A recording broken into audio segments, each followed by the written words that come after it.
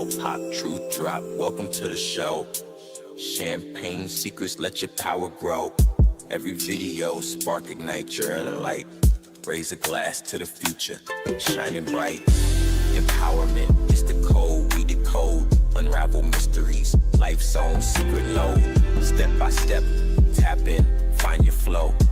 With champagne secrets, you're gonna glow. Unlock the strength within you, watch it bloom. Life's a canvas, painted every room. Through ups and downs, cheers to what's next. Champagne secrets, life's complex.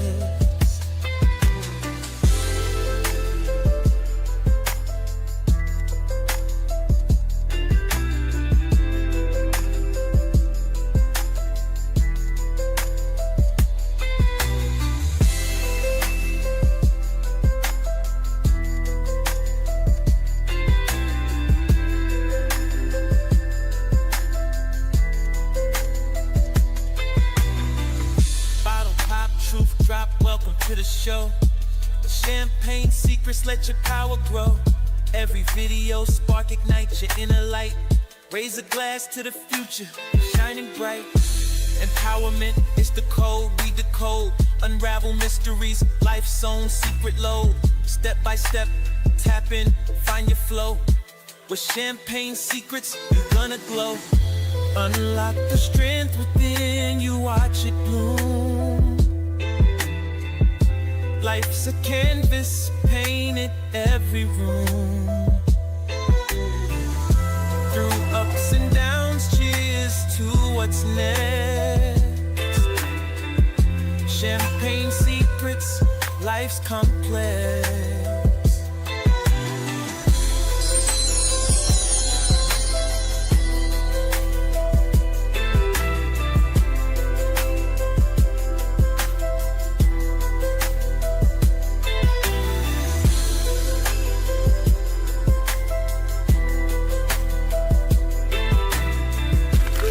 Second and let's talk. Yo, DJ, roll that beautiful champagne footage. Confidants, what is your profession? See my friend, nothing but soldiers and empowerment over here. Pop that cork, let it rain, living lavish, no restraint. Can I be yelling out gang gang? Do you gang bang? I be outside with my gang gang. Chunk your gang signs if you gang bang. I be outside with my gang. Can I be yelling out gang gang? Do you gang bang? I be outside with my gang gang. Chunk your gang signs if you gang bang. I be outside with my gang. Can I be yelling out gang gang? Do you gang bang? I be outside with my gang gang. Chunk your gang signs if you gang bang. I be outside with my gang. You want answers? I think I'm entitled. You want answers? I want the truth! You can't handle the truth! When I told her what I did, she gave me champagne. That's when she told me champagne secret. Champagne. Ooh. Champagne. That's when she told me champagne secret. Ooh, champagne. That's when she told me champagne secret.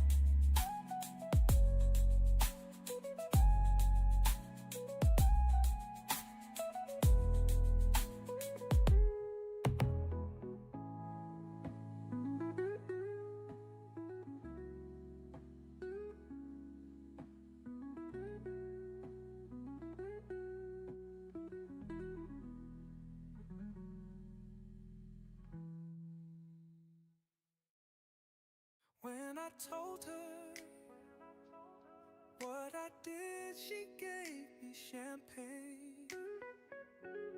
That's when she told me champagne secret. Champagne.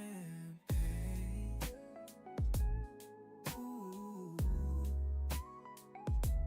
Champagne. That's when she told me champagne secret. Ooh. Champagne. That's when she told me champagne secret.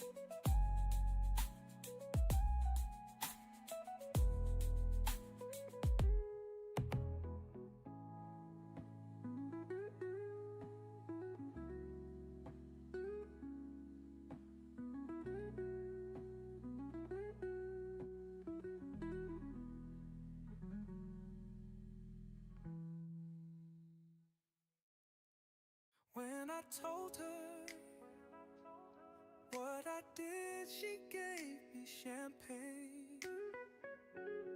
That's when she told me champagne secret. Champagne.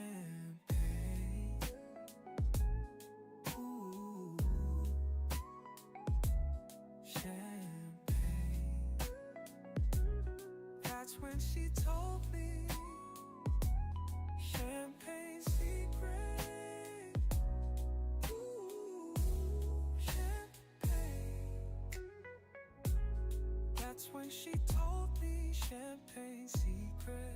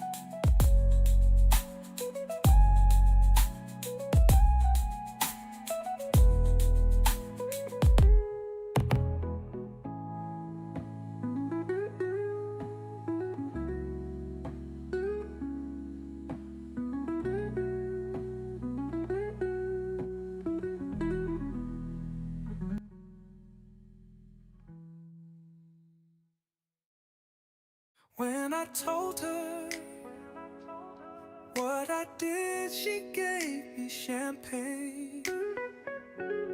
That's when she told me champagne secret. Champagne. Ooh. Champagne. That's when she told me champagne secret. Ooh, champagne. That's when she told me champagne secret.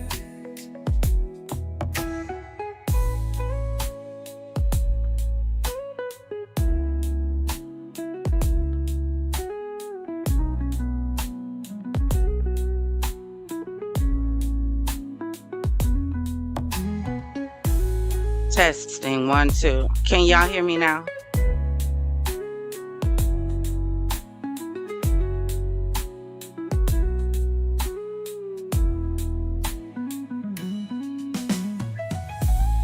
Oh, there we go. We in business. We in business, y'all. We in business. Okay, y'all listen, because I done got hot. Daughter. Y'all, my daughter done fell asleep. Go give me the fan. Y'all, she just got off work. She knocked out. But y'all listen. So, little story time. Let me start. I'm going to start my welcome all the way over since y'all didn't hear. Welcome. The handheld. That's on Kanila's thing in your bed. Welcome to Champagne City. I'm the Empris. If this is your first time here, welcome, welcome, welcome. Come on in. Stay a while. I got a story time for y'all, so don't go nowhere because y'all need to hear this. So, for y'all who were with me on the other live, y'all know we had a, thank you, Sugar Pie. We had a special guest in the Champagne City. She was a month and a half, baby, gorgeous, love her to death, beautiful, beautiful little baby. And some of y'all know, I recently lost my grandbaby about a year, but going on 2 years now. So when I saw her, it was just like, oh my God, she's so precious. It's a baby in the house. So when I first got here, the mom asked if I would watch the baby while she went somewhere. She would be right back. I told her, I said, okay, go ahead. She was gone for 3 days. This is why I have a problem when people talk about Krishan Rock and that baby, and y'all sit back and y'all say stuff like, that's her baby. Why is everybody worried about her baby? Let me tell you why you should worry about everybody else's baby. This is why. So this time she was gone for 3 days. I'm keeping the baby because my daughter has to work. She lives with my daughter.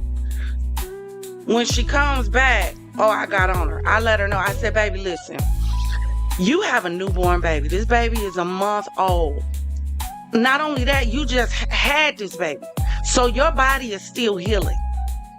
Not only is your body still, turn the music down some. Okay, baby.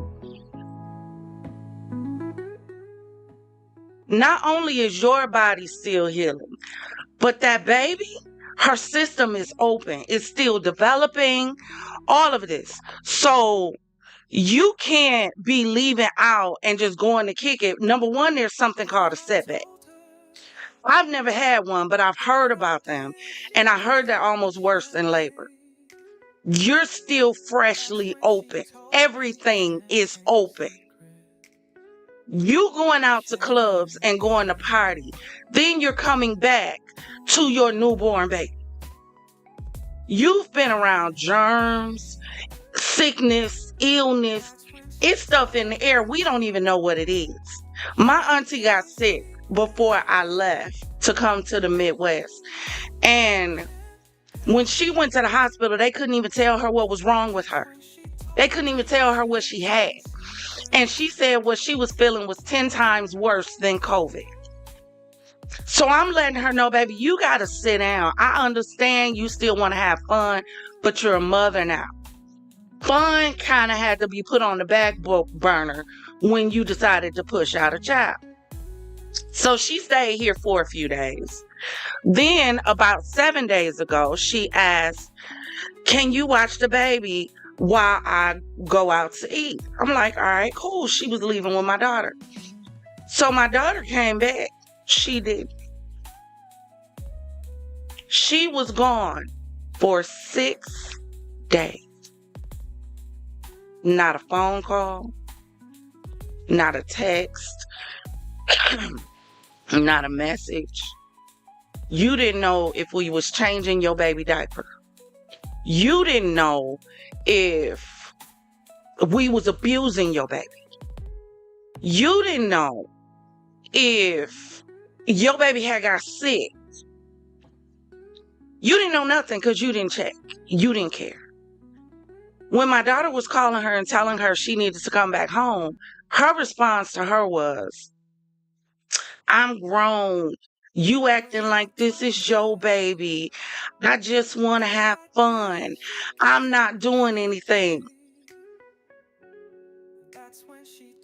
Are you cool? And your trifling ass little friends, don't judge me. I still love the Lord. Don't get it wrong. I still love the Lord. We all got areas we need to be delivered from. That's one of mine. So I'm asking her, like, are you cool? You done left your newborn baby for 6 days. There's no way on heaven, hell, or beyond I would be leaving my newborn child so that I can go out and kick it and have fun and party.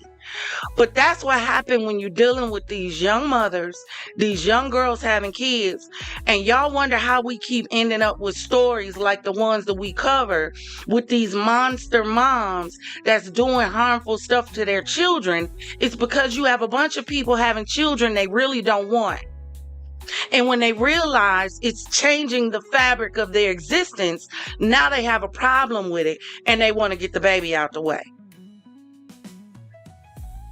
Y'all better start paying attention to the people in your family with these children.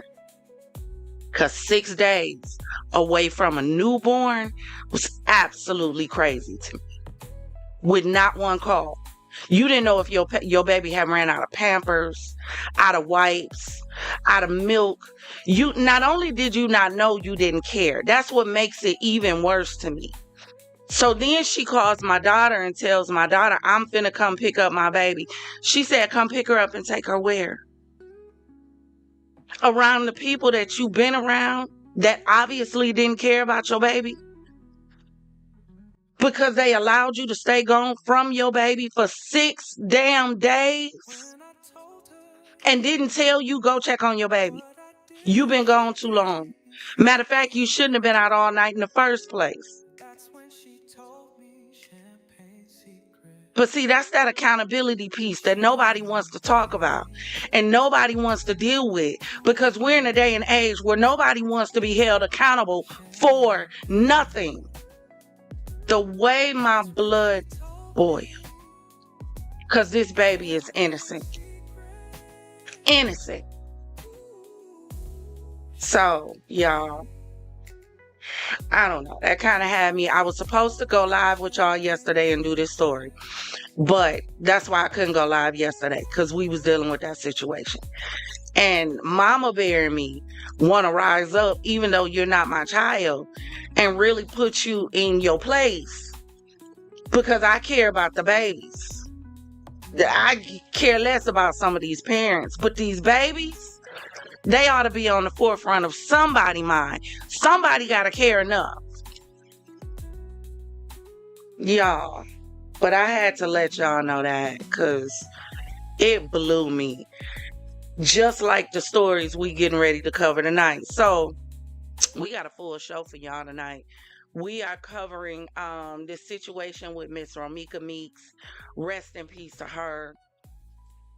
We are covering the story of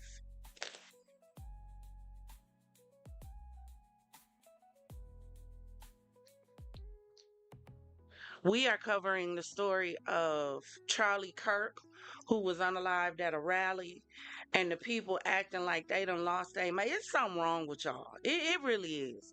It is something wrong with y'all, and the level of hate, the level of negativity because of somebody else's opinion and thought process. We all act like a bunch of damn juveniles. That when we can't get our way, we want to destroy and tear up everything.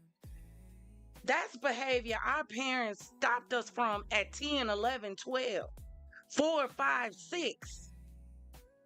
And we're still in 2025 dealing with people being unalive because you don't like their viewpoint. Hell, I don't care for neither one. Neither one.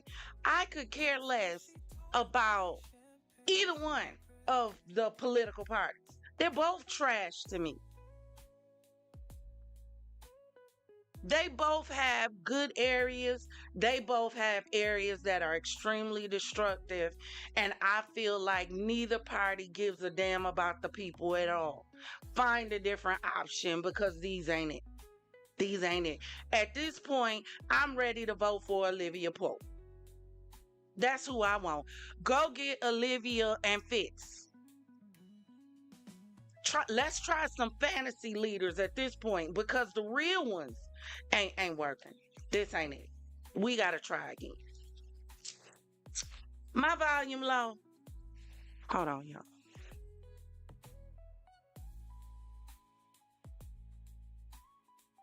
Hold on 1 second.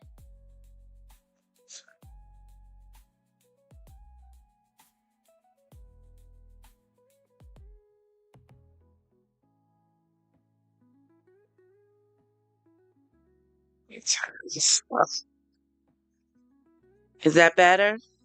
Give me a 1 in the chat if that's better.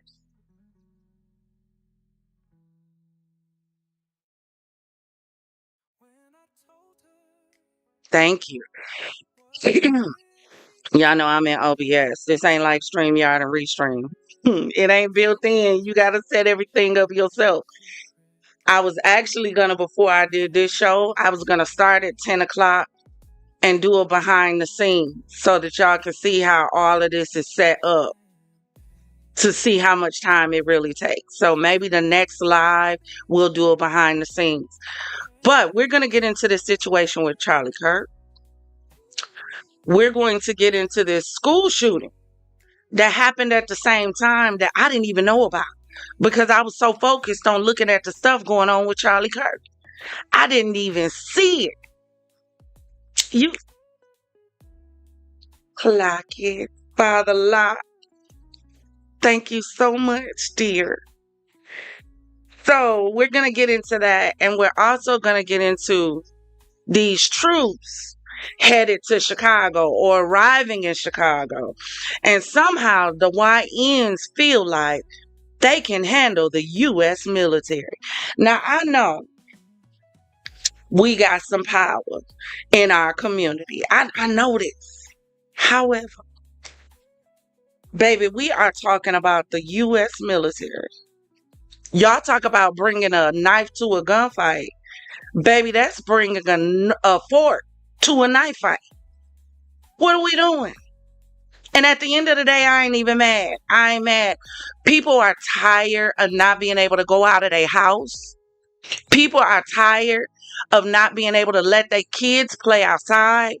We remember a day and age where we could be outside till the street lights came on and it wasn't going to be a problem. No, not today. Not today. Not today.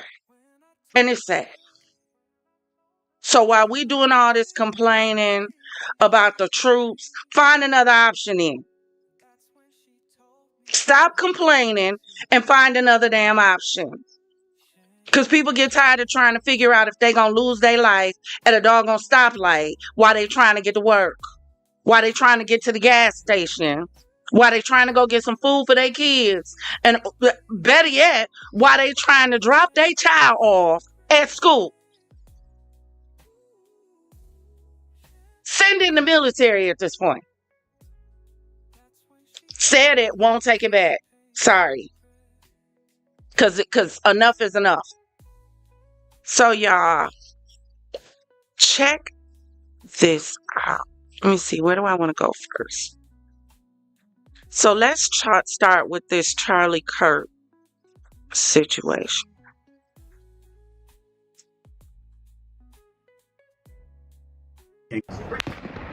Accounting gang violence. Great.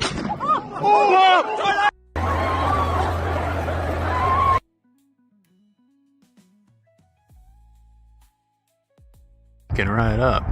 Yeah. You think he'd already be in place? You would think that. So there's somebody on the roof right there? Just saying. Huh. He just ran from over, where's my finger? Whoa. From over there, ran in. And now he's right there. Just saying. The guy that just shot him. This is the guy that shot him?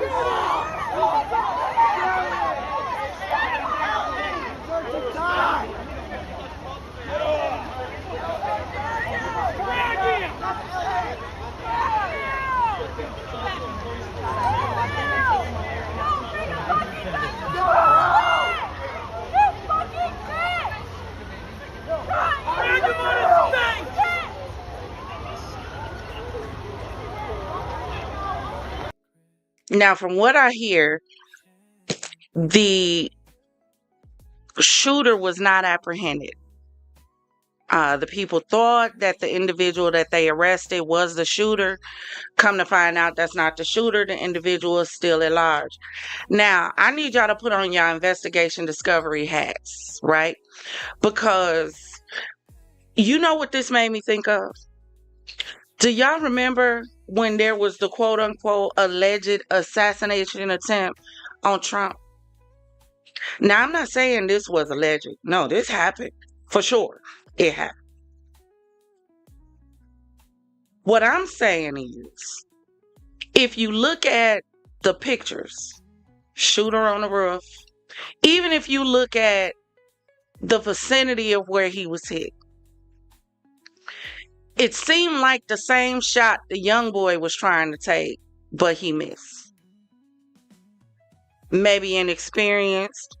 Maybe he really wasn't trying to shoot him for real. Maybe this was part of a bigger plan. But it's making me start to ask a whole lot of questions. It is. Because now when you stop and think about it, you have this whole argument going back and forth. Watch this. You look at all these tweets. This means war. Charlie Kirk getting shot is the shot heard around the country. I'm ready for civil war. You want to fight and you're going to get it. They've declared war. All of this, right? But here's my question. Where was all this energy when the politician couple was on the line? Where was that? Does it only count when it's your party? Is that the only time it counts? But now that it's someone with you, you want to lower the flag to half mast. You want to do all this. People talking about war. How many stories have we heard of individuals doing stuff to try to provoke a war? No, I don't think this was anybody from the Democratic Party. As a matter of fact, I think it was a sick-ass Republican who wanted to start some twisted-ass race war. Don't judge me. God is still working on me. But I said what I said. This is sickening. You mean to tell me I got to worry about not being here no more if I decide to go against what you think? I don't understand why we are looked at like we're supposed to care. I don't even think it's a matter of caring. It's because if they could do this easily to them, they could do this easily to us. This is a everybody thing. At the end of the day, while our cream team are spending so much time worried about what's going on in the Black community, this is what y'all should be worried about. Do you know why? Because this is a white man issue. You don't see a bunch of Black people going around killing political leaders. You might see them unaliving each other, which is dumb enough. But you don't see them unaliving political leaders. You don't see that. No, we don't do that. And if we start doing it, baby, we need to have a different conversation. Because what are we trying to mimic? You don't see Black school shooters.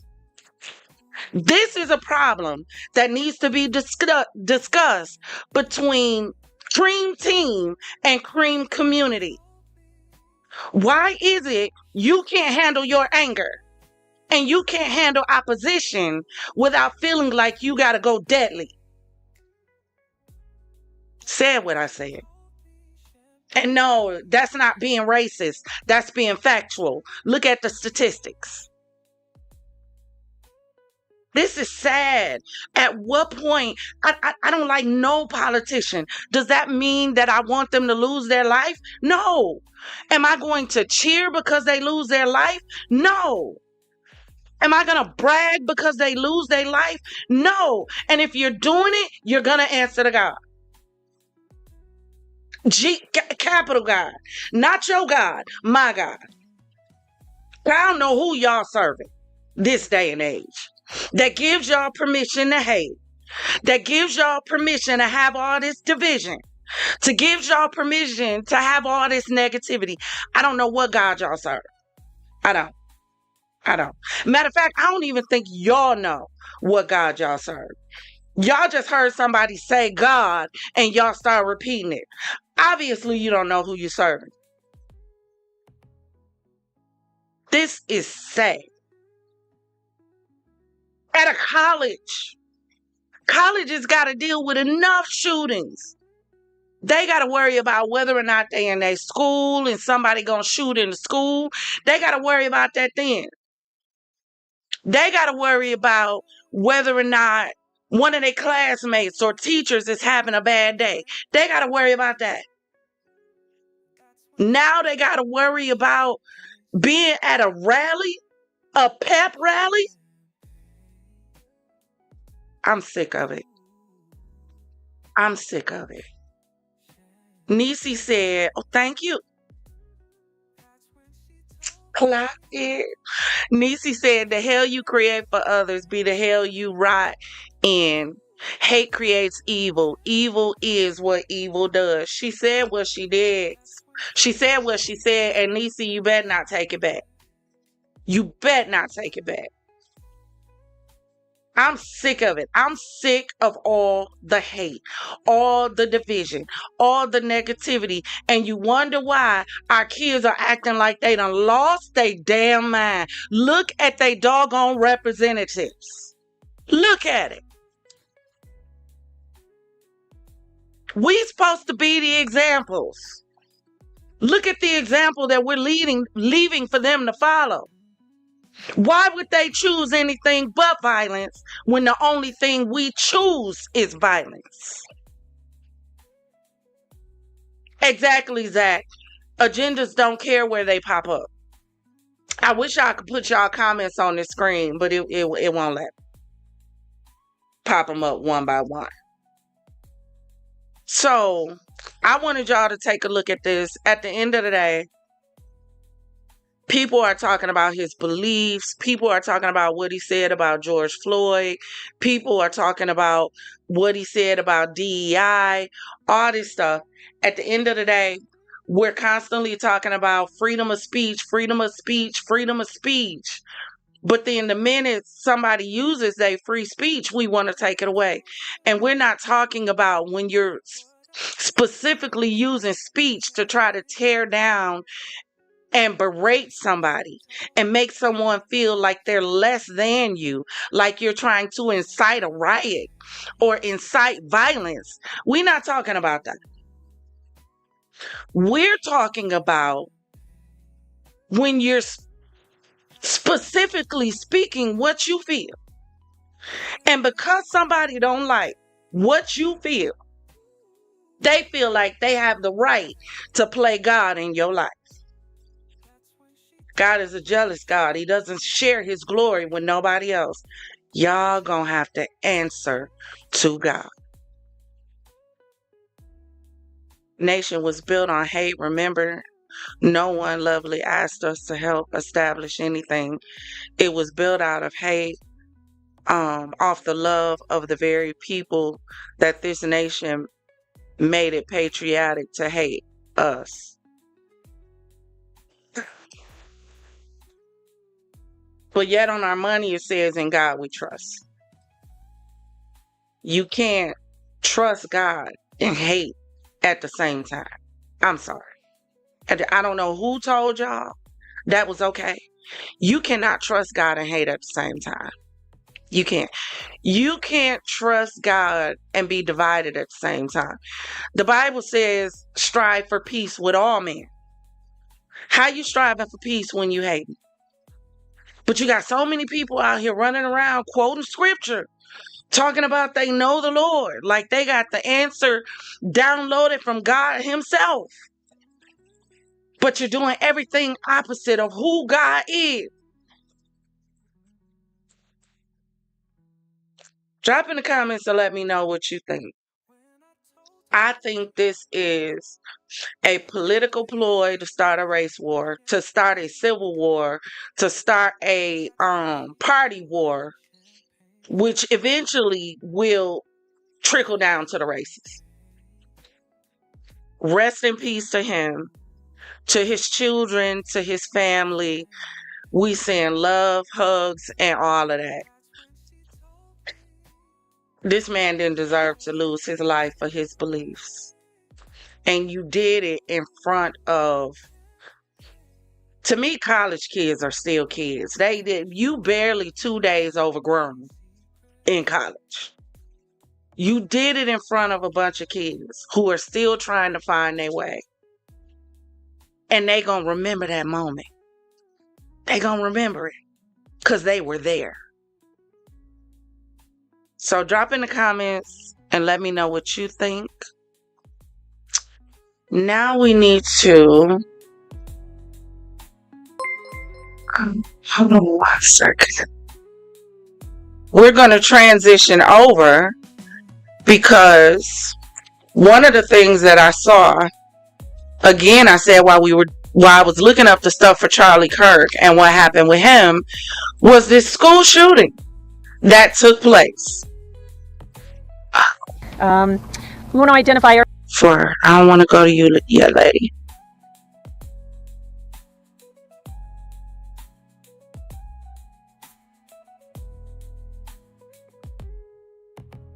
So here it says Desmond Holly, 16, is ID'd as Evergreen High School shooter day after radicalized gunman unalived 2 Colorado students. So it says the shooter who wounded 2 fellow students when he opened fire at a Colorado high school. I'm sorry, I said college. It was a high school. No, the college was Mr. Kirk. Never mind. Disregard. He was identified as the disturbed teen gunman who caused havoc at Evergreen High School before he turned the gun on himself and later died at the hospital, the police said. He rode the bus to the school, which is about 30 miles west of Denver, and used a revolver hours later around lunchtime to rattle off a lot of gunshots, said Jefferson County Sheriff's Office spokesman Jackie Kelly.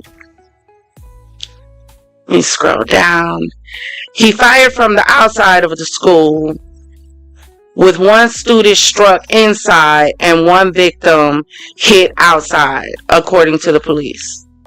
And I'm reading slower, y'all, because I don't have on my glasses.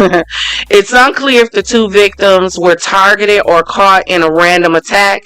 Kelly and both pupils remain in Kelly said both pupils remain in critical condition. The suspect, brought quite a bit of ammunition with him, and he continued to reload, she said. I think we're very, very grateful that there were not more injuries. So again, y'all see this young man, young white man. White people, the same way that we as a culture need to have a conversation with our YNs, and we need to start holding them accountable for their actions instead of stepping back and celebrating the foolishness that they do. The same way y'all need to have a conversation with y'all sons, with y'all young men, about what's going on in their head, that they're in a day and age where they just want everybody to die. Each community has problems that if we would take the time out to deal with what's going on in our own prospective communities, we could really make America great again. But see, y'all not ready for that conversation, because that's not the conversation that gets clicks, views, and likes. Peace doesn't get views. Do you know what gets views? Negativity, arguing, fighting, unaliving, political wars, race baiting, rage baiting. That's what gets the views. What if we had some individuals that turned around and said, you know what? I'm finna be a part of the solution, not a part of the problem. How about that? But let's check out this press conference really quick. We want to identify our suspect. His name is Desmond Hawley. He's 16 years old, obviously a student at Evergreen High School. Mark is going to be releasing a photo of him via Twitter now, so that you guys have that. I think that's his driver's license. Probably the most important thing I can tell you today is that the students and the staff at the school were amazing. They did their job, they did it well, and lives were saved yesterday because of the actions they took during their lockdown drill.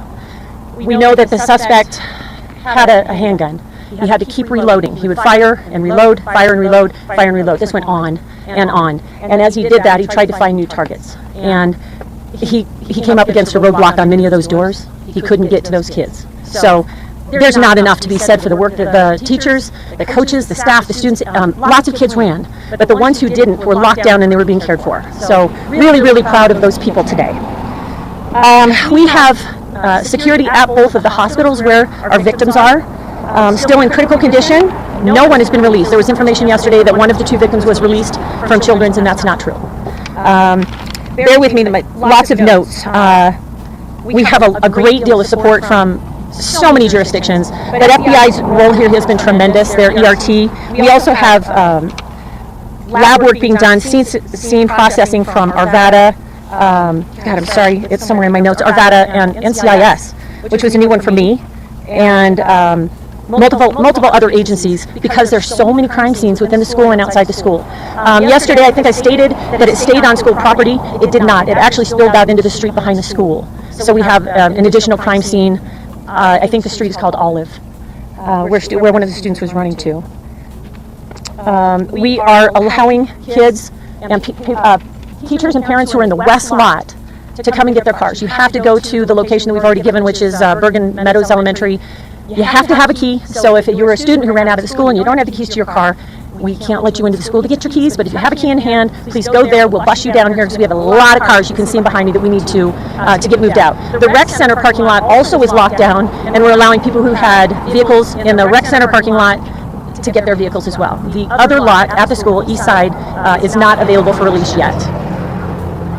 Let's see here.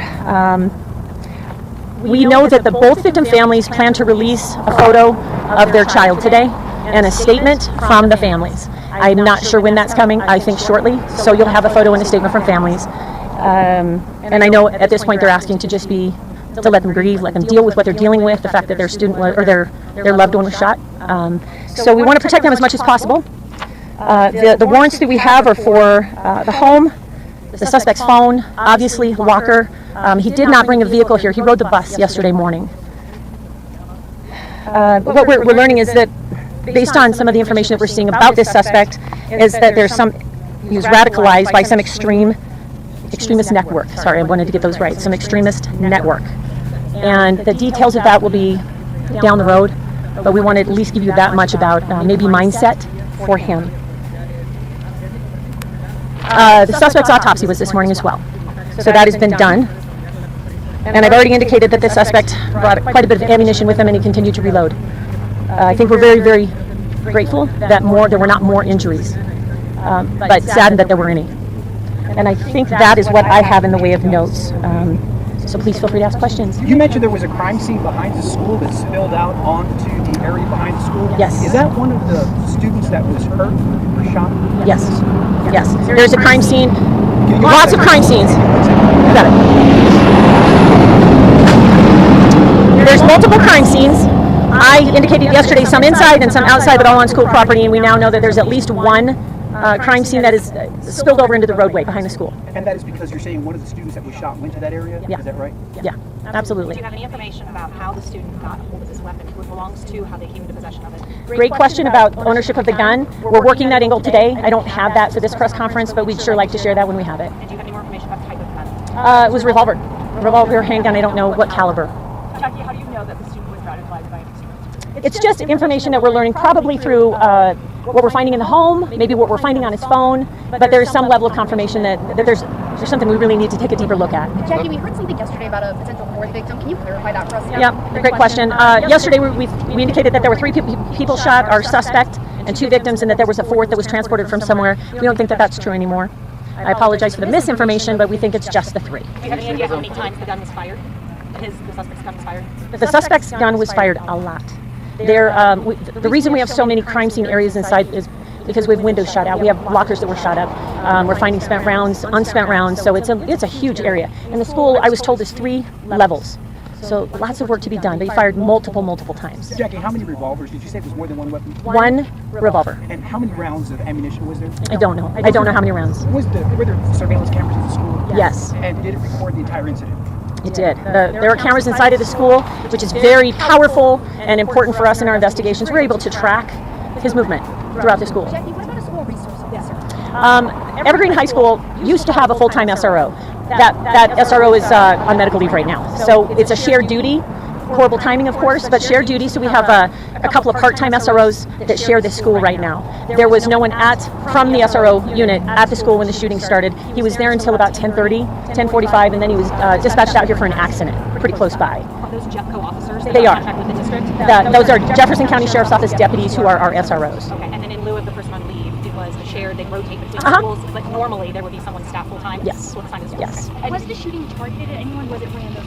Another great question. We can't say yet whether this feels more targeted or more random, but based on what I'm telling you about firing and reloading and firing and reloading, it seems like it could be a bit of both. We had heard that there might have been a notebook that had surfaced in the past with this particular student in years previous. Do you have any information that there may have been a notebook with certain students' names that the school district may have known about in that student's past? That's all new information to me, what you're saying about a notebook that might contain like a hit list. Is that what you're speaking to? It may not be true. I haven't heard anything along those lines, not yet. Are they looking to be any charges on the parents for the access to the gun? It's certainly something that we're going to look at. Can you talk about how being at lunch at the time of the situation complicated things or what that looked like? I think there was a lot of chaos yesterday.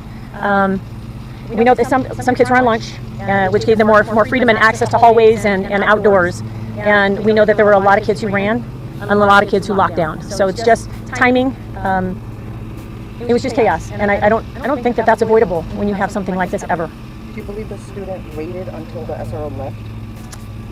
There's no reason to believe that. I wouldn't know, and we may not know that answer. Do you happen to know how the student concealed his weapon until lunchtime? Yeah, I don't know. No idea. Can you speak to resources for students, families, teachers today? Right. So we have the Bergen Meadows Elementary School, which is no longer in use. That's just a facility that we're using very close by here. This is for students, it's for staff, it's for anyone who lives in this area. It's for anyone who's feeling the pain of this. We have a lot of resources there, people to talk to, just resources in case you want to reach out privately. We also have investigators there in case someone walks in and they end up being somebody who witnessed something that we haven't talked to yet. So there's a lot of staff over there, and we're just trying to do the very best that we can to take care of this community, and they're suffering right now. You talked about the lockdown working. Did the shooter, or was the shooter trapped in an area, so to speak, where they could not go any past the locked doors? I can't tell you that because I don't know the shooter's movements, but I do know that he tried to gain access to areas that were locked down. And those teachers and those students did their job and took into account what they've learned, and it kept them safe, for sure. Were students able to, did they encounter him? Did they see him aiming the gun at them and perhaps not shooting at them? I don't know the answer to that. We have so many students that have been interviewed because they saw something, they heard something, they believe they were shot at, and that's a lot of kids. We've done a lot of interviews. We have more to do. I can't speak to what any one of those students actually witnessed, but we believe we have witnesses to the shootings. Can you talk about what's been found at the suspect's house? I can't talk about what's been found at the suspect's house because I don't know, but I think that they found valuable information for our case. there seems to be an issue with the reunification plans that were happening. At one point it was at one area, then it went to another. Was there any reason in particular for the confusion? I can tell you that we always said it was going to be Bergen Meadows Elementary. Kids self-deployed in all kinds of places. So it was hard to round them up. And we're not being critical of those kids who ran to neighborhoods, who ran to the rec center, ran down the street, went to the library. So they were everywhere. So unifying all of that was a bit of a challenge yesterday, and that's just going to happen. It's just chaos. And it took a while to get our arms around that, get buses to the right places, and get parents back to their kids. Is there an emergency system in place for kids just in case something like this happens? I mean, obviously it happened yesterday. Is there an emergency system in place here just in case where people could be able to meet up somewhere? I don't know that that's a hard and fast written rule on what that emergency plan looks like. They have to be fluid because every situation is different. What might work today may not work next time. So it's just probably the framework is there, but we have to adjust to the kids and parents who ran. And I'm sorry, not the parents, the students. Have investigators made contact and spoken with the suspect's family, parents, guardians? Yes, our investigators have been in touch with the suspect's family. Close contact. What was the route? To investigators? Yes, they have. What was the route that this young man took inside the school? Great question again. I, as the PIO, do not know that. Our investigators have a really good understanding of how he moved about inside the school because we have great surveillance video, but I don't know that. Follow-up question to that, the amount of time that passed. I know yesterday you guys were saying it was really a matter of minutes since you learned about it to get here. Do you have an idea now about how long he was in the building doing this? Oh, another great question. It's a good question. I'm really sorry. I don't know how long he was in there. Okay. We got those calls so quickly starting at 12:24. It became very, very serious as the 911 calls flooded in. And that's all we need to know, that this isn't a swatting call. This is more than that. And that's why the resources that came up here as fast as they could, safely. And we were in that school very quick. And clarification about inside, outside. Of our two victims who were in the hospital, one was shot outside, one was shot inside. Is that correct? That is correct. One victim shot inside, one victim shot outside. And I know you're not a doctor. Can you speak at all about what kind of injuries, like location of gunshots? Can you speak at all to the number of shots these kids took?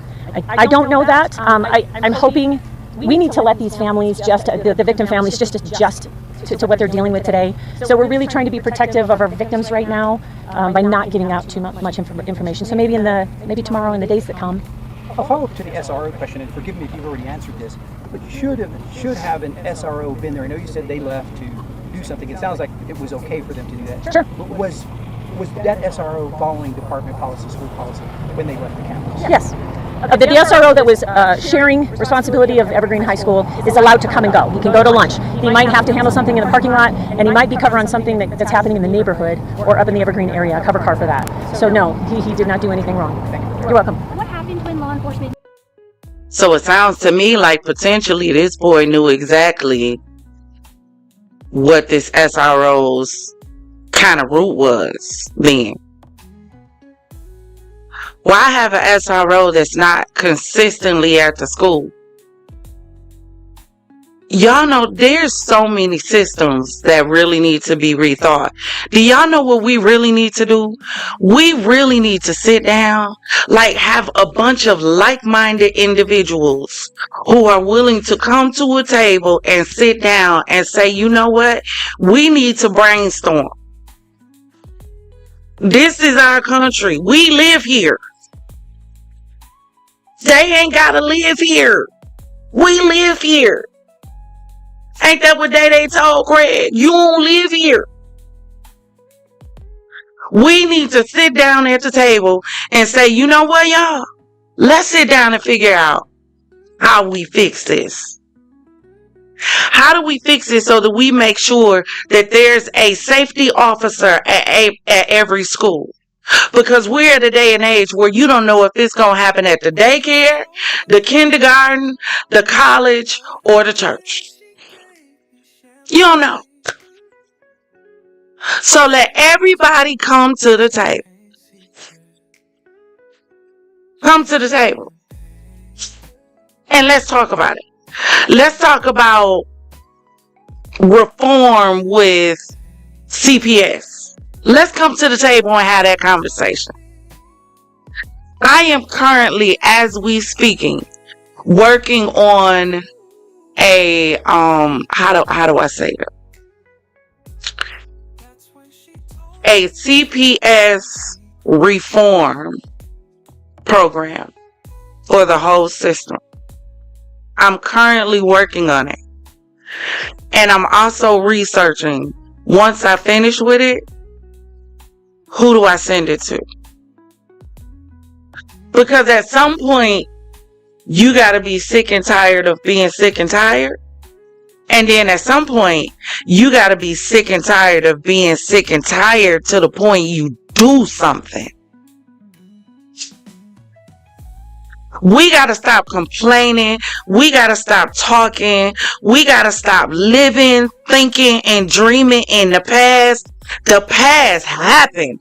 I don't care what it was, whether it was your childhood, whether it was a divorce, whether it was a relationship, whether it was a broken friendship. It happened. You can't change it.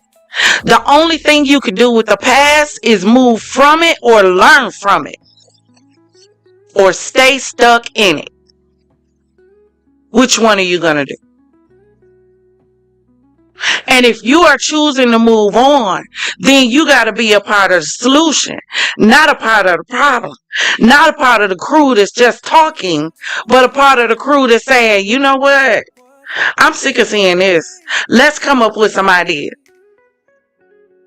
I'm sitting here trying to figure out in my city, if I want to start, y'all remember how we used to have, and this is for probably the older millennials and Gen X. Do y'all remember when we were in school and we had the old school science fairs? Y'all remember them? Where the kids would come up with volcanoes. Not these pretty little boards that they got now. They was making flying stuff before flying stuff knew how to fly at the science fair. They was building little robots at the science fair. Do you know how many smart kids you got in your house that you don't know because you ain't paying no attention?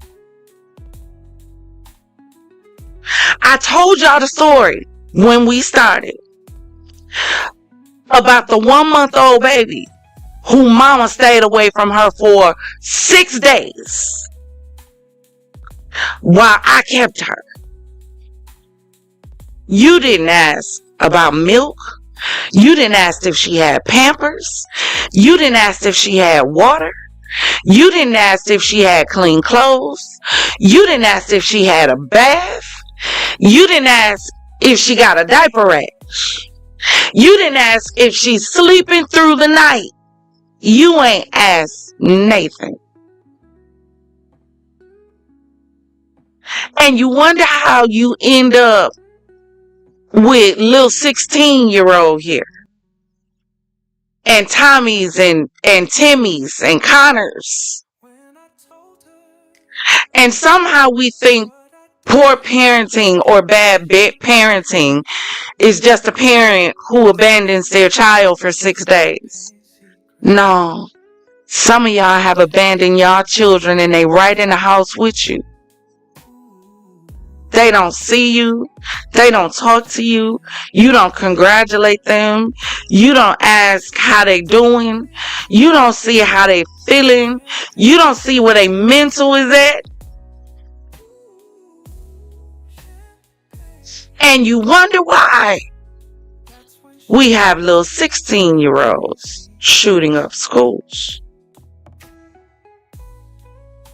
And then all we exhibit in front of them is situations like Mr. Charlie Kirk,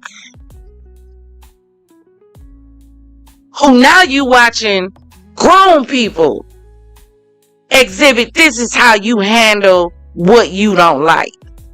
You have the right to unalive it. Do it make sense when you say it out loud?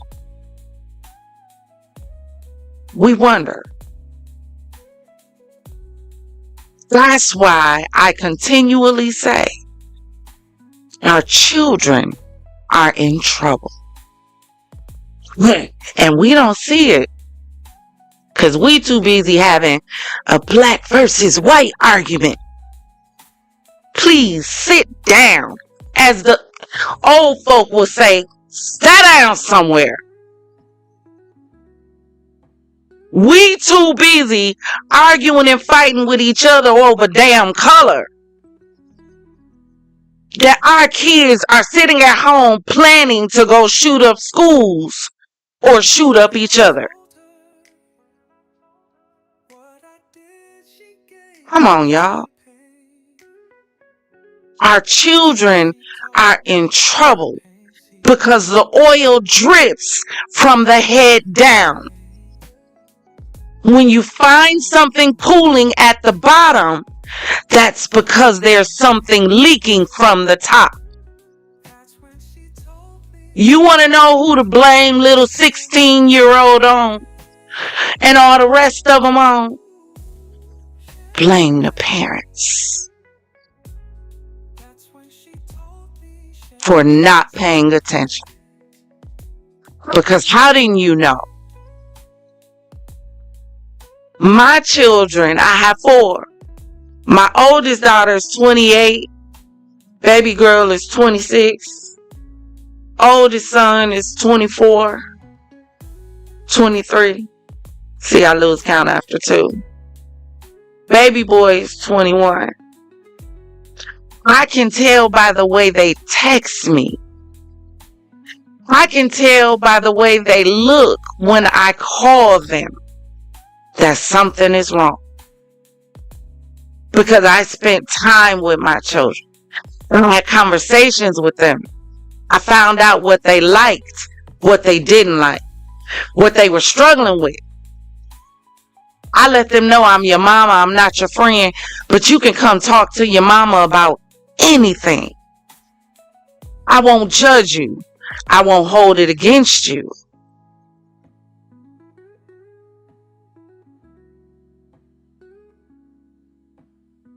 How do you not know that your child is planning to do this? How? Because someone wasn't paying attention. Someone.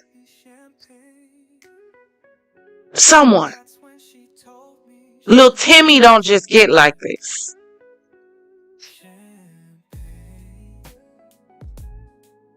Kids can have guns. They can. They're allowed to shoot. They can. You're allowed as a parent to teach your child to shoot. You can. The Bible says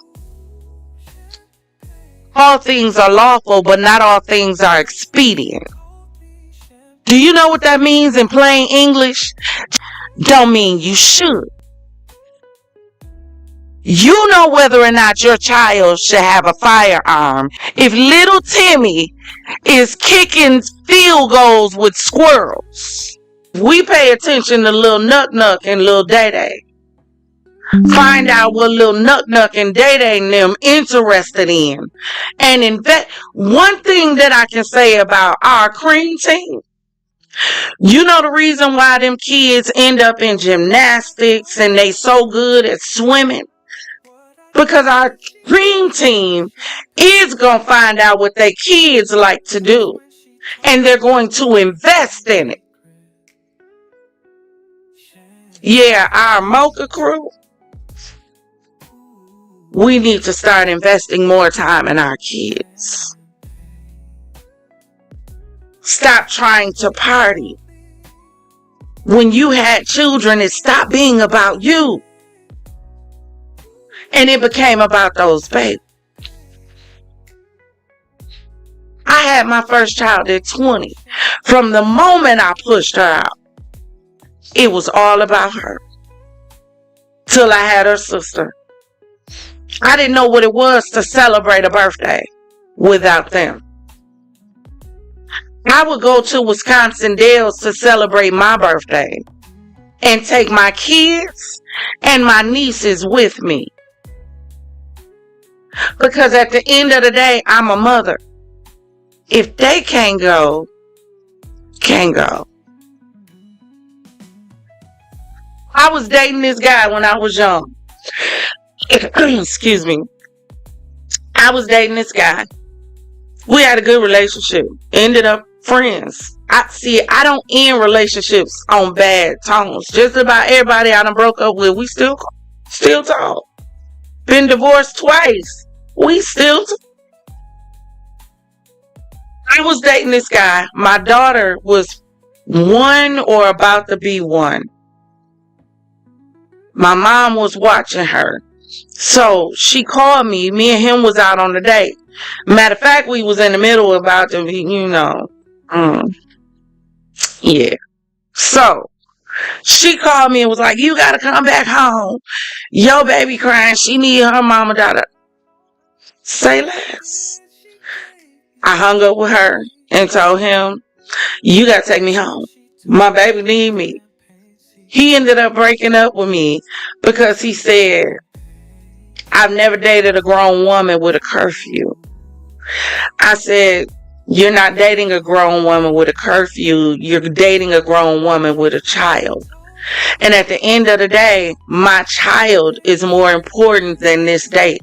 I was 20 years old. How much attention are we paying to our children when we don't realize the stuff that our children are getting ready to do? Or have we gotten to a place where we just don't care? Which one? Because how didn't you know? How do we keep getting these young people with weapons planning mass shootings and the parents are clueless? Are you trying? Y'all, when my daughter was 15, yeah, I didn't think she was gonna make it to 18, y'all, I promise. Cause I was gonna kill her myself. I can't even make it up. Sorry, YouTube. Bleep, bleep, bleep. I was gonna unalive her myself. I brought my kids up in the church. You know, the hand clapping, foot stomping, tongue talking, the Pentecostal church of Sunday, Wednesday. If we wasn't at church, I was at work, we was at home. Unless I was taking them to the day. This heathen decided she gonna stray away from church. She gonna stray away from my teachings. She just gonna become a thug. When I say street, people was calling me, giving me my daughter nickname, and I'm like, who was that? And they like, oh, that's that. No, we ain't gave her that name. Who was that? I don't even know who that is. I don't even know who that is. It had got so bad. I went to the police department and I said, y'all know what? I need y'all to come get her. Yeah, I can't. I'm afraid if y'all don't come get her, she's going to end up in jail or hell, like one or the other. Like it was that bad. The officer looked at me and said, what do you want us to do? She's your responsibility until she turns 18. What happened to DT? What happened to all these centers that cater to children when there's a... Well, apparently the laws in the city had changed so much so that no matter what children did, they were only going to get a slap on the wrist. That was it. They would give them a slap on the wrist until the judge got tired of seeing them come before him or her, and then they would send them to a locked facility. But outside of that, if they would get in trouble, stealing cars, breaking into houses, robbing people, all of that. If you were a minor, didn't matter. They was going to put you on a bracelet, give your mama a ticket, and send you back home. If you ran away with the bracelet on, all they were going to do is catch you with the bracelet, let the judge know, but send you back home. They don't care about your youth making it. Because if y'all take each other out as youth, then we ain't got to worry about you as adults. You don't think the government can fix this shit? They can fly rockets out into outer space. A man created a ship to go to the bottom of the Mariana Trench, and it was recorded. You telling me they can't come up with a plan to stop these school shooters? They don't have any idea to how to get a hold on this gun violence. They don't have a plan to recognize the signs of when these kids are about to go postal.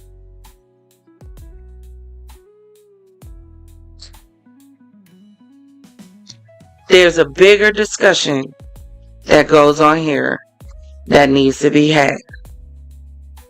It is. Parents need to come together. Black, white, Puerto Rican, Chinese, come to the round table and say what we need to do about these kids. Because they done lost their ever living damn mind. Either they unaliving themselves or unaliving each other. Nobody can handle no. Nobody can handle getting ass. Do y'all remember when we was younger? And again, I am talking to possibly the older millennials, but definitely Gen X. Do y'all remember a time when you would get into a fight with somebody when you was young and a teenager? Somebody won, somebody lost. After the fight was over, y'all shook up and it was done. Matter of fact, a lot of their best friends was somebody they fought. And we can't figure out how to get a handle on this in both communities.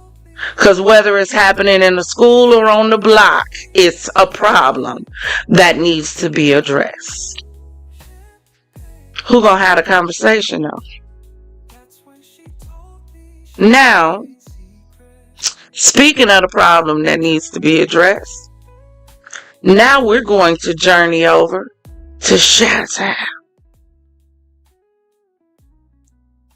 Hey, y'all, is these interfaces interfacing? I just want y'all to let me know. Am I too loud or is this good? Is this good? Because I did turn it down for y'all, but I need to know if I'm too loud. Put a 1 in the chat if I'm too loud.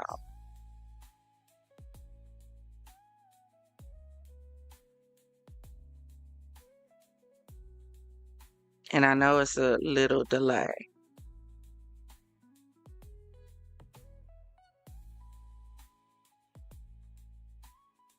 Definitely prayers for Chicago. Okay, I'm going to keep going until I see y'all number because I know it's a slight delay. It's just right. Thank you, Niecy B. So y'all listen, now we're going over to Chicago.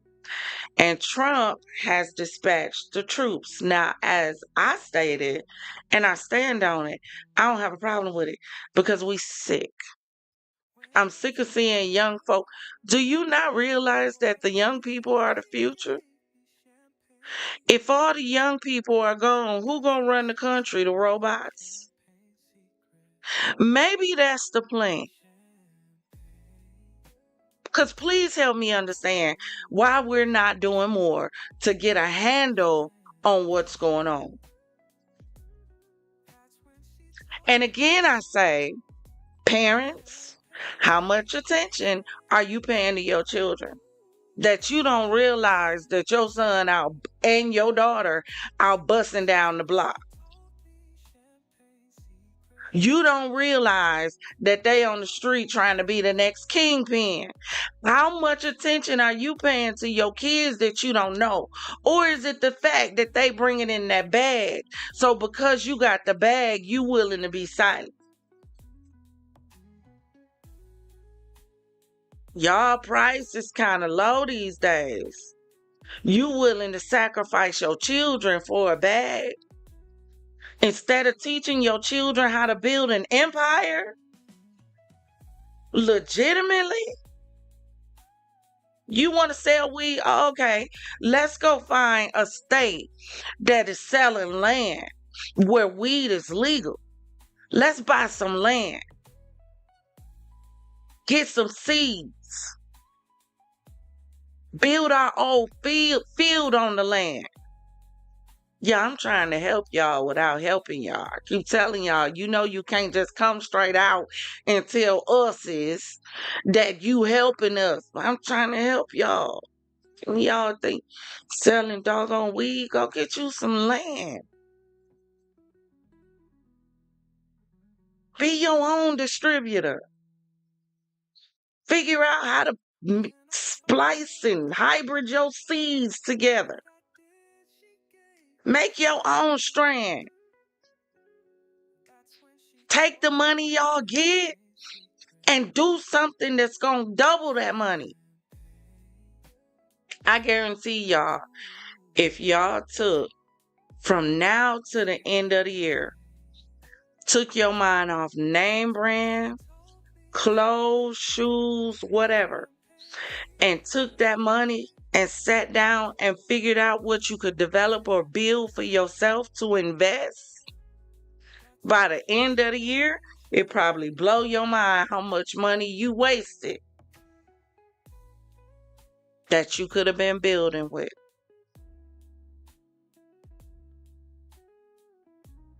Think different.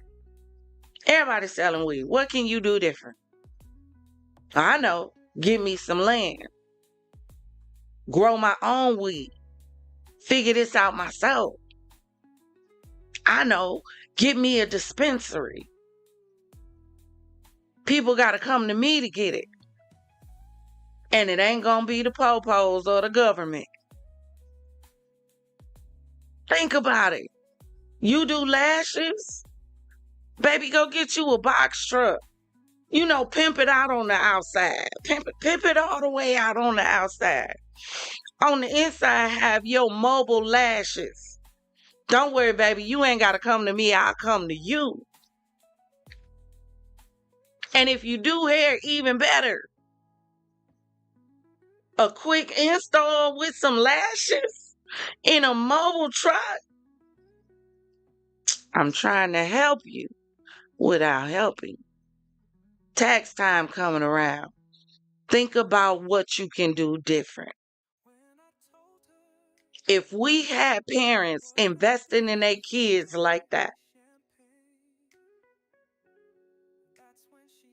My daughter is 28 years old. She does hair. She's a stylist. She told me, she was like, Mama, you know what? She said, I actually make money. She said, but because I get paid every day, I spend and I have a problem with saving. And I told her, I said, okay, I'll tell you what. Send me about how much you make a week and send me what your bills are, everything that you have to pay. I said, I'm going to sit down and I'm going to write you up a plan. I said, and let me know how much you want to save by the end of the year. I said, and I'm going to sit down and work you out a plan for you to follow so that you have a savings plan. My daughter is grown. You better start thinking on a different level. You don't know what's going to happen with this government in this world from one second to the next. You don't know what Trump going to do next. Or these other countries. Because I heard we done just pissed off South Korea. But we going to get into the YN. Because apparently the YNs in Chicago feel like they can handle the military. So let's check this out. We got switches. We got that herd. We got that gang. We got that brrrr. Come and bring it. Now sit your ass down. Let me tell you what's about to happen. They got drones, dog. They are doing recon as we speak. You guys are preparing, and they see you preparing. Like they're already months ahead of you. Why do you think they haven't came in yet? Like, you don't want to bring toothpicks to a pum fight, right? Bro, this is the Army, man. I advise you to go ahead, try to settle down, find a new career, maybe get your GED, try to start educating yourself. Like, it's sad for me to say this, but death and destruction, that's not normal, dog. Man, I don't think y'all understand. So look, I made a little video on Chicago and the military coming and shit, and y'all seem to not be understanding what I'm saying in this video, bro. So go check out that video. On my mama, go check it out. But on my mama, what y'all not understanding is, folks, the same government that's saying we finna come in here with military and all this other shit is the same government that undermined that whole community. They took away jobs. They put a liquor store on every corner, and then they put a gun store close to the liquor store. Gang, what is you doing? You talking about we finna take back Chicago and stop violence? Gang, if you want to stop violence, put some love and some funding into the city. The city got an $800 million budget to stop crime and all that shit. Where is that shit going? If you step outside of Chicago, you.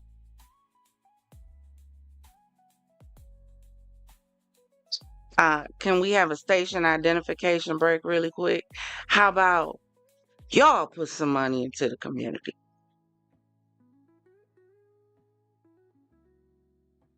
How about it? As much money as y'all flash on social media, as much money as y'all spend on y'all clothes, on a belt, on a pair of shoes, how about y'all put money into your community?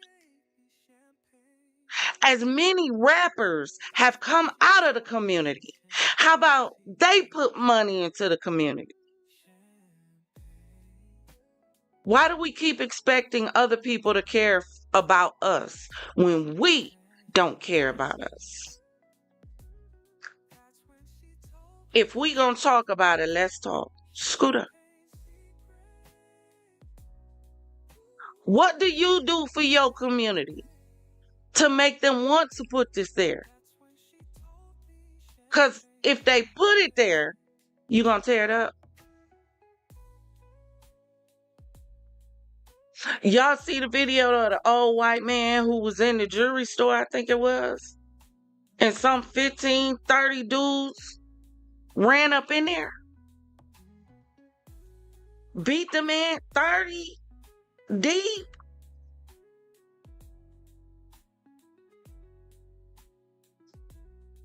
Y'all put it in there. How about that? Or better yet, because even if you don't have money, here's an idea. Here's what you can do, because I told you, I'm trying to figure out how to do it where I live. How about you playing a citywide basketball tournament? How about that? That's an idea. You know, you and a bunch of like-minded individuals come together and figure out how to have a citywide basketball tournament for the young men. How about do your own like rap contest? Not like rap battle, because you know that get heated and you not trying to get it heated. No. Like, what was the one Cardi B did? No, the one that Chance the Rapper was on.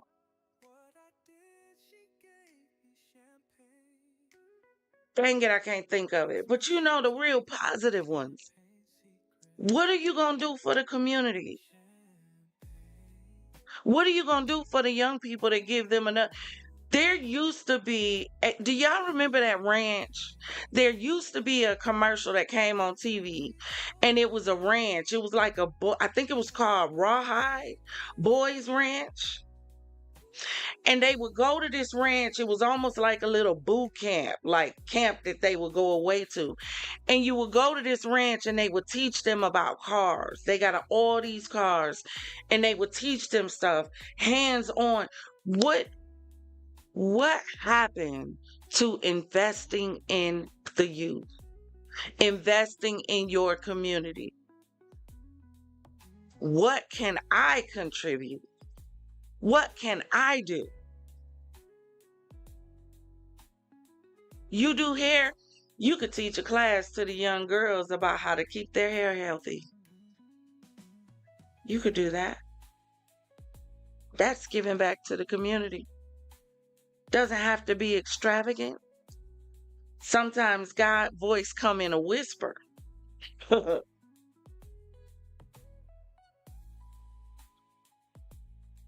Goodness, let's continue. Not finna see $800 million worth of shit. Not a damn fucking thing. And y'all talking about, yeah, we just gotta send the military. Send the military for what? Y'all the one who created the fucking problem. Not the military itself, but the government. The government been undermining the community for how long? Years, gang, years. Now y'all talking about we gotta send the military. You sending the military for a problem that you made. That don't even make sense. Y'all make the problem and then y'all talking about we got the solution to the problem. Of course y'all have the solution. And the real solution is fucking reform, gang. If you want to help Chicago, put some fucking funding in the schools. Help the public school system. Help the transportation system. Niggas is poor out there, bro. Y'all talking about it's hella violence and crime. They have every reason to be violent and criminals. Fuck is you talking about? Fuck is you talking about? When I was living in Chicago, gang, you don't have shit else to do. The parks get closed down. Motherfuckers can't do shit. Fuck else you want them to do, gang? Motherfuckers gotta work 2-3 jobs just to make a livable wage. And then also have a side income besides those 2-3 jobs. For a fucking 1 or 2 bedroom. Fuck is y'all talking about? But y'all talking about we just gotta send the military. That's not how that work, gang. Y'all finna send the military for what? And then on top of that, let's not even talk about when the government used to bring in no fucking trains full of guns just for motherfuckers to go grab them bitches. And now they promoting motherfuckers killing each other. And they talking about the violence is rampant. Of course the violence is rampant. You bringing guns to the hood. And then you fucking up the hood more with what y'all doing. So, if your friend told you to jump off the cliff, you gonna do it?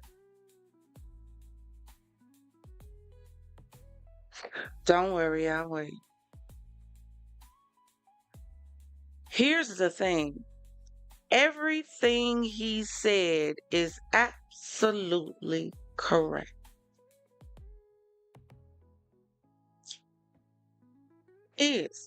Everything he said is absolutely correct.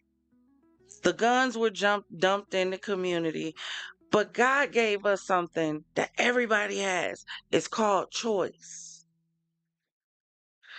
You have a choice to go pick up that gun. You have a choice to go rob someone. You have a choice to use that weapon to pull a trigger. You have a choice. What are you doing with your choice? Because you can't blame everybody for your choice. If you're struggling as a single parent, that was your choice. Let me quantify that really quick.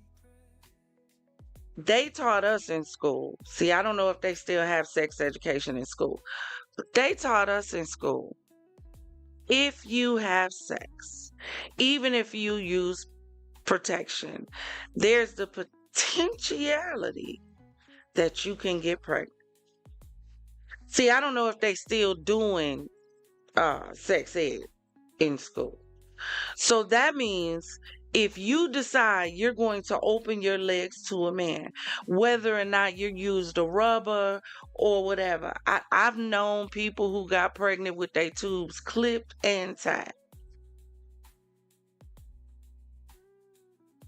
If you don't want to be a mother, you should not be having sex. And a lot of times you're having sex with an individual that you really don't know. So you don't know what this person is capable of doing. So, when we start talking about accountability, part of the accountability is saying, you know what? I didn't ask for this, but I should have been careful. I'm a single mother because I wasn't careful. I was being risky. I was trying to party and have fun.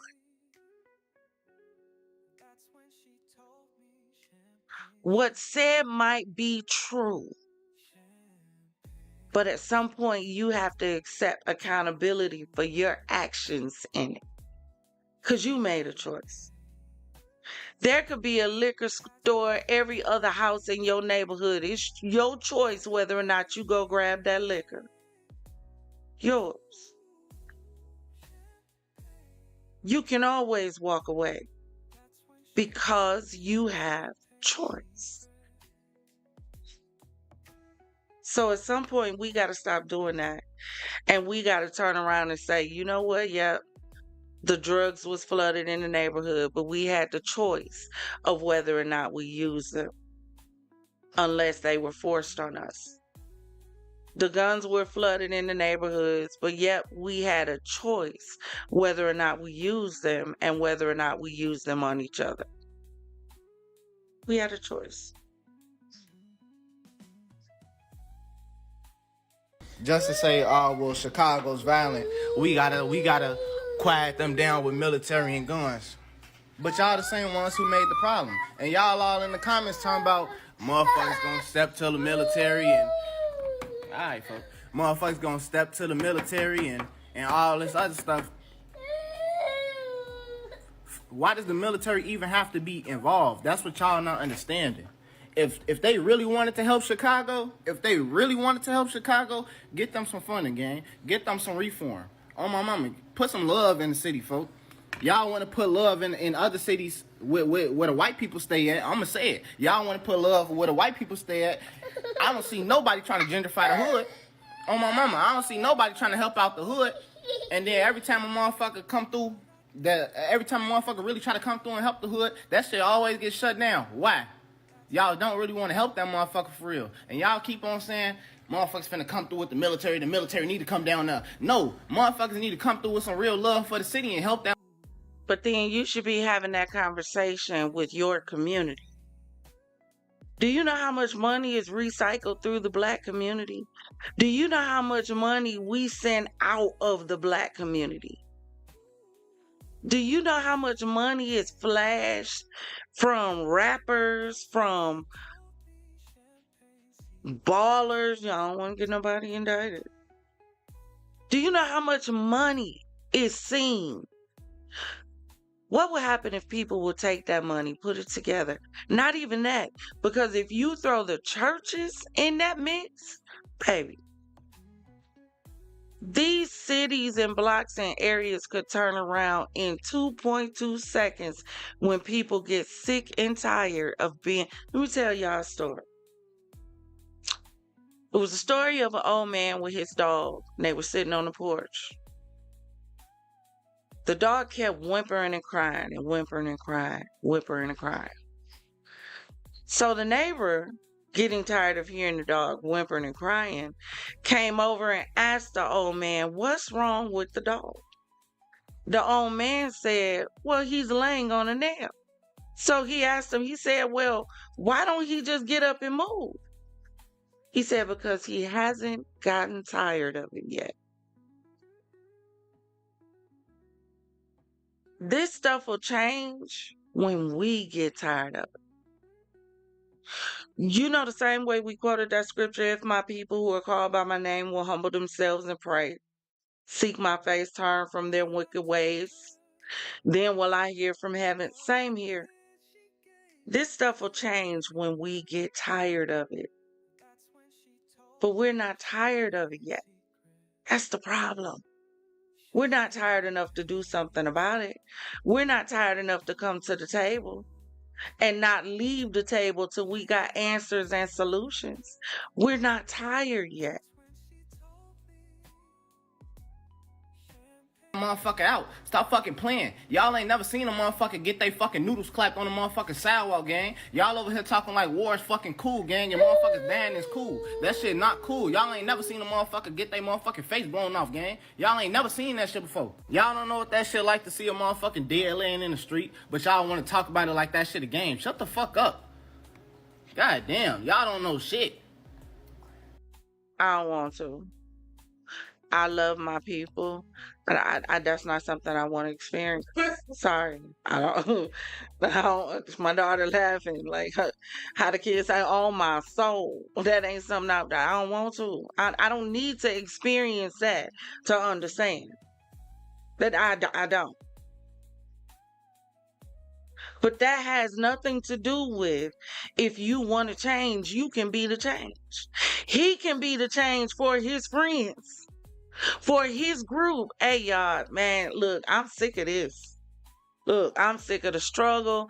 I'm tired of running from, and I'm not saying he does.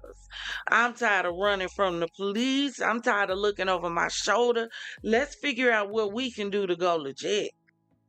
Let's figure out how to open some trucking companies. Let's figure out how to open some hauling companies, some clean out, delivery companies, something.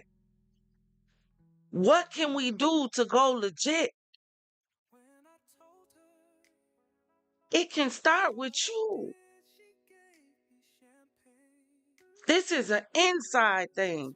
It ain't an outside thing. The same way they can't do anything about what's going on in our community, our YNs, our everything else. Let me just say that. The same way they can't come in here and fix what's going on in our community, we can't fix little 16-year-old in theirs. It has to come from them. Because even if you fix one, another one's going to be coming behind. That's a community thing. This is a community thing. When we going to start coming together as communities? Because if I'm spending time focused on me, I ain't got time to hate you. If I'm spending time focused on me, I can't even focus on what you're doing. Because I'm focused on me. Don't it make sense when you say it out loud? If you don't like me, then don't talk to me. Free yourself. That don't mean unalive each other. Period, Niecy. And the more I get out in this world, I see most of y'all motherfuckers got a fucking iron spoon fed in y'all motherfucking mouth. A motherfucking silver spoon. Y'all ain't... All this chaos. And then you have the National Guard arriving. Helicopters in the air. People smelling it. They're smelling a change that they've never seen before, that they never thought a president would do or a president would take. Hear how residents of Chicago are taking this. Hey, man, those of y'all in Chicago and other cities that are telling Trump not to send the National Guard there because the YNs are going to scare away the U.S. military, y'all are out of y'all minds. I don't think y'all understand we have the strongest military in the world. The YNs and gangs in your city have nothing on the U.S. military. I just seen a post dude was like, yeah, don't come to Chicago. Y'all don't understand how dangerous it is. This ain't D.C. Clearly, you've never been to D.C. I don't know why y'all think D.C. is sweet. And y'all see how they cleaned it up quickly. They'll do the same with Chicago. Did you see the Venezuelans that tried to smuggle some drugs in here on the boat a couple days ago? And they got blown up? What you think is going to happen on American soil? And go ahead and think you're going to attack one of these National Guardsmen. Go ahead. See what happens. If you survive, that's a big if. You'll never see the light of day again. And I'm going to have to look that up as a separate story. I didn't even know about that one. I don't think people understand. One of the reasons people don't want the military on the U.S. soil is because they're not governed by regular law. They're governed by military law. They don't answer to the police chief. They don't answer to the governor. They don't answer to the mayor. They answer to the president. At his order. Just think if Trump gave them an order. And I'm just going to say that. Who going to stop him? The police going to arrest him? And they on orders from the president? And y'all see me rocking, I'm rubbing my leg. It's swelling a little bit, so it's elevated. But y'all, I wanted to show this. I'm going to drop it as a separate video, probably on tomorrow. But we got to stop thinking we invincible. I don't know where we got that ideology from. But let's get into the case, Kate. Let me make sure I don't have anything else. So, the final case that we're going to be discussing today is this situation with Romeca Meeks. Now, there's so many different scenarios and stories that's going on with this. I want to say rest in peace to her. We send our love and hugs to her children. I've heard family come out and say that people are trying to tarnish her name. Why do y'all do that? What? Y'all behave so weird online. You really do. You harass, you send threats, you send death threats. What is it about the social of the media, the enter of the net, that when y'all get on it, y'all feel absolutely invincible? I just finished watching this movie on Netflix, and I can't think of the name of it right now. But when I do, I'll put it in the next video. But this girl and this boy have been getting these harassing texts from somebody that was like really ugly, nasty text messages. And I don't want to give it away for you. But they had to get the detectives involved and everything to figure out who actually was sending these messages, telling her to unalive herself, telling her stuff she was wearing. So now she's scared because she like, who know this much? Who's watching me? Crazy twist at the end. True story, because it's a documentary, so it's not like so much a movie. Gotta see it. Situations like these, they happen when someone's not done. Do you know the only way to have baby mama and baby daddy drama? Somebody is not done. When both parties are done, you can have conversations like y'all the best of friends. Y'all not gonna bring up the past. You ain't gonna bring up nothing old. You not gonna bring up nothing to tear each other down. If every time you see that individual, you get an itch and a glitch of anger or feel some type of way, you ain't done. Hold on, y'all.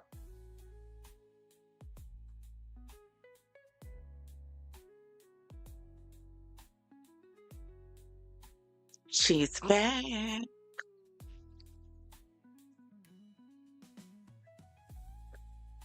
This is a case of someone not being done. It is.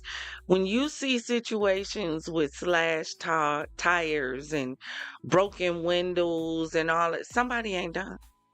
They ain't done. Because how else do you explain, outside of just being somehow demonically possessed, that you would pull the trigger on someone and then pull the trigger on them in front of their children? I think her child was there, and in front of other people who watched the whole thing. This world has reached a different level of low. I said before, I don't know how or why. we slipped into this murderous, criminal, borderline, ready to purge dimension where no one knows how to problem solve. No one knows how to troubleshoot. No one knows how to come to the table, sit down, and have a conversation and say, you know what? Even if we have to walk away and agree to disagree, let's talk about what the problem is, so at least we got the problem on the table. It's got to always end in violence.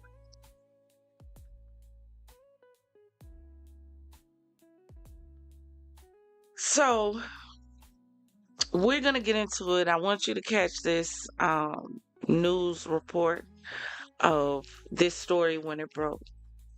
Tell me she had just dropped her son off at school this morning when she was shot and killed. Now the woman who allegedly pulled the trigger is in police custody tonight.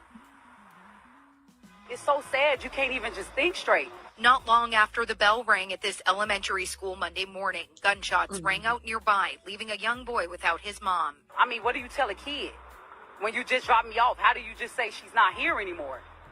How do you explain it? Police say the 31-year-old victim, whose name has not yet been released, was near Cermak and State just after 9. Early information leads investigators to believe some sort of a fight unfolded, and the suspect pulled out a gun, shooting the victim in the face. The victim was rushed to Stroger Hospital while the suspect was cuffed at the scene. It's not fair. The person doesn't come back. You need to understand that. They don't come back. Your life is taken too. So who really lose? Everybody lose. It's no win in a situation. I think that we don't get that. They don't come back. This ain't the movies. I know it might look cool to y'all in the movies, but in the movies, those are actors. Except for the ones that, actually got shot on set. But these are actors. This is real life. They don't come back. They don't get a do-over. They don't get a try again. Just gone. And you're still here. Because of a moment of impulse? Are we this impulsive now? That automatically yeah, I can see that.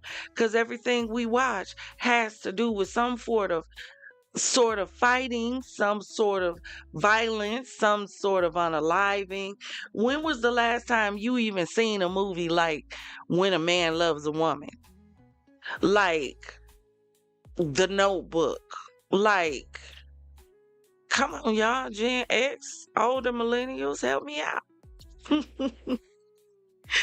When was the last time you saw a true love story that was not toxic? When? We gotta go through hell and high water before we finally find true love. We gotta be Mr. and Mrs. Smith in the house in order to prove to each other that we love each other.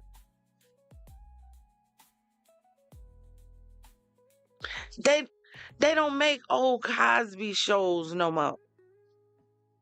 You say what you want to say about Bill Cosby, but back then that show was our essence of Black excellence. They don't make Leave It to Beavers anymore. They don't. They don't make I Love Lucy's. They don't. The good old wholesome shows. Mork and Mindy. They don't make them no more.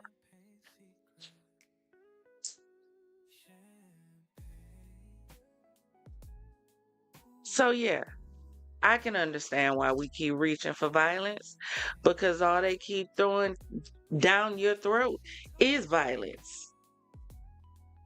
And once something gets repeated so many times, it becomes habit. So it becomes almost natural for you to reach for it, because that's all you're seeing. You want to make a person turn violent and lose their mind. Lock them in a room with nothing but violence, with their eyes open so they can't close it. You gonna make them go cuckoo for Cocoa Pops. And when you unhook them, they're probably going to be ready to unalive the whole compound. They know what they're doing. Question is, do we keep playing in the simulation or do we unplug? That's the question. Drop in the chat and let me know what you think. Do you think if we unplugged from the machine, social media, all of this influence, quote unquote, do you think things would change for the better? Kanisha works across the street and saw the aftermath of what happened. She doesn't know the victim, but is devastated for her family and friends and calls this preventable. Violence is not the way to keep doing it. Nobody. So that was the original news report. Now I want y'all to check out this. This is going to be the actual shooting. I want you to hear what's being said. I'm not going to show, I don't know why people do that foolishness anyway, but this is the shooting. Any foot, anything of her is blurred out. But check this out. She shot her. I saw her. I was standing over there. She shot her. She's the one who shot her. She's the one who shot her. Training order, but she shot her. Now that's the alleged unalive. Oh my fucking God! There's a baby in the car, Brody. There's a baby in the car. How you feel? See your doctor. Get up. You scared as hell, right? Scared as hell. You shot her. This the idiot in the middle who could have de-escalated. That is not self-defense. You were trying to cover in the car, Brody. And he seems so unconcerned. You had her in her headlock. Then you shot her, Brody. I was there. I'll write a statement, Brody. Don't worry about it. I want her arrested. There's a fucking gun on the street. I'm licensed to carry. It doesn't matter. It doesn't matter, bitch. You shot the. Here's what irritates me about a lot of y'all. We don't read, we don't study, we don't pay attention, we don't do nothing. We don't. We don't. We some of us probably got all D's in school. Like you graduated by the skin of your teeth because you don't read nothing. You just sign everything that's put before you. As a matter of fact, you do just enough to get past. Because how exactly do you think a piece of paper that gives you the right to conceal your gun gives you the right to walk up to somebody and pull the trigger 4 times, twice in the face, twice in the leg, unaliving them? Who are you?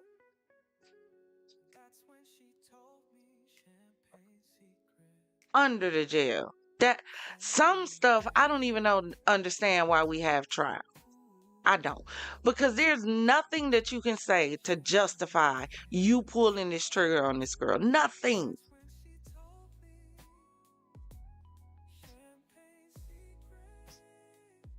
Y'all better start being careful who y'all allow into y'all life. And I got some questions about him anyway, because he giving me some vibes. All I'm saying is his movements don't seem all too masculine to me, is all I'm saying. But that's just me. It's my opinion. And this does not represent the opinion of the Champagne City as a whole, because they have their own. However, from my observation, I don't know. He just don't seem too strong in the moment. That's all I'm saying. Somebody, nigga, what the fuck wrong with you? Calm down. Come on. Calm the fuck down. Yeah, his mother. He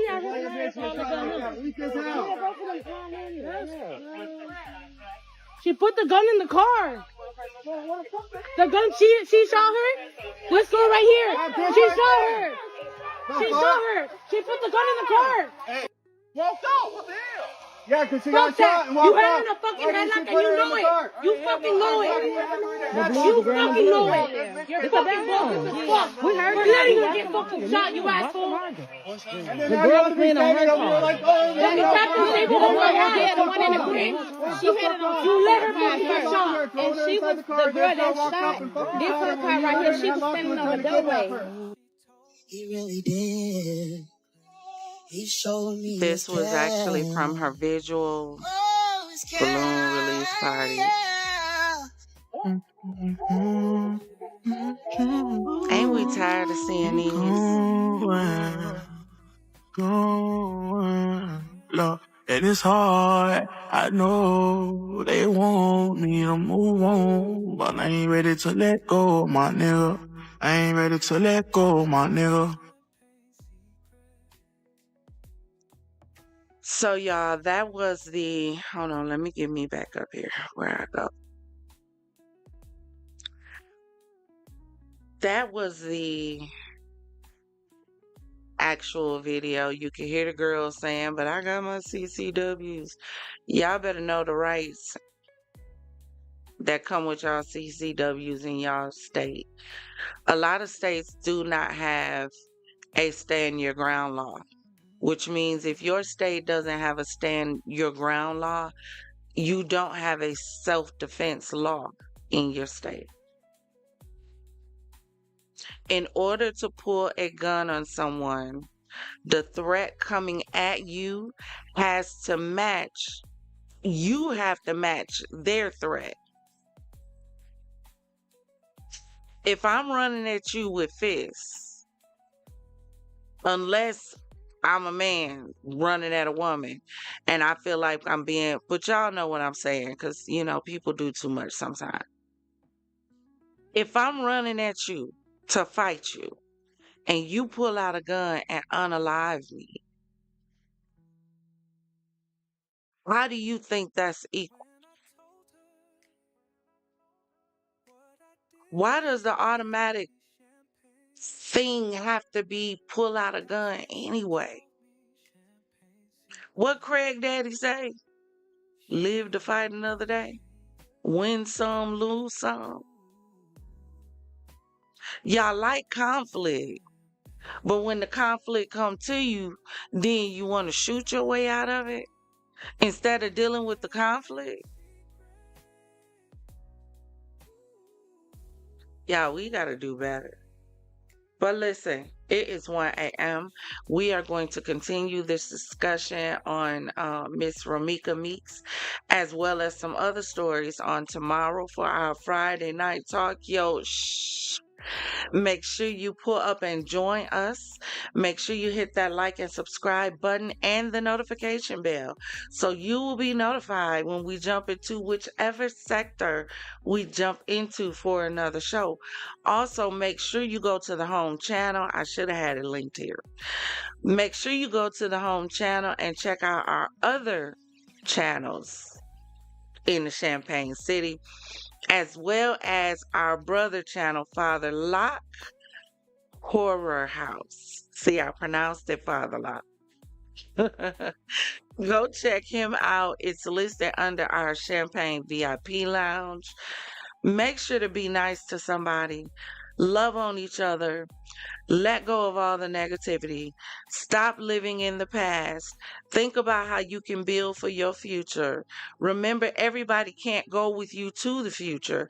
Stop trying to hold on to everything that God is trying to cause you to let go so that you can mount up with wings as eagles and fly and move forward. Do that for me and I'll do that for you. Thank you for joining me tonight for another Champagne Conversation. And until next time, Champagne Gang, always remember, if it doesn't cause you to elevate. Did I say that right? Let me try it again. Hold on, y'all. Champagne Gang, always remember, if it doesn't cause you to elevate, baby, it's causing you to depreciate. Now raise those glasses, clink, and let's drink till we meet again. Ta-ta.